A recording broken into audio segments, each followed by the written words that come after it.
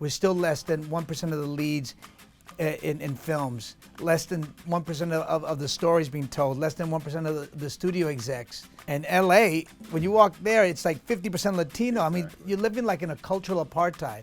So this show was, for me, my passion project, because I wanted to show Latin excellence across America. Because I mean, it's not just J-Lo, myself, and Lin-Manuel Miranda.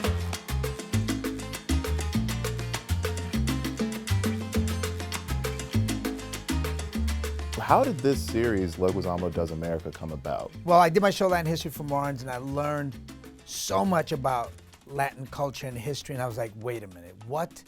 And it changed me. It changed me forever. Before, I felt a little second-class citizenry, and all of a sudden I'm America's #1 citizen, because I realized we've been here for 500 years. We're the oldest ethnic group, the largest ethnic group. Nobody derives as much joy out of life as Latin people, with the least amount of, whatever you get. And so, I made sure that each show I was dining with somebody of Latin excellence. We were eating, we were dancing, we were drinking, and we were laughing.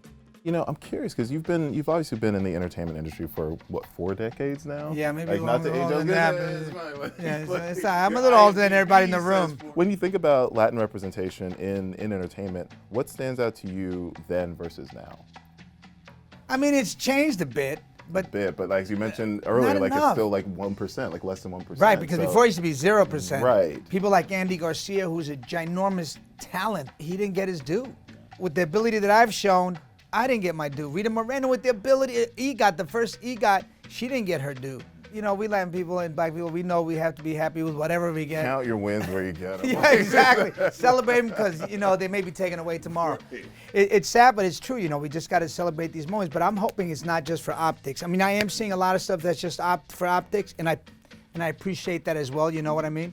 But no, it needs to be a solid win. It needs to be a continued win, and it can't be retracted. Like, continue these trends, improve these trends, because white people are only 59% of the U.S. population, and they've been overrepresented for very long. And I understand nobody wants to give up power, nobody gives it up easily, but I think we have to get a little more assertive, Latin people. We have to borrow from the black community, borrow from the Jewish community, right, and learn how to be more unified, be more vocal, and be more assertive. And just doing all these interviews and going around the country, what, if anything, surprised you? There was a lot of surprises. The first all Puerto Rican firehouse in Chicago, because they wouldn't let Latin people save their own communities. And here they built their own firehouse. I mean, I saw Latin excellence everywhere in the poorest of communities, and that thrilled me.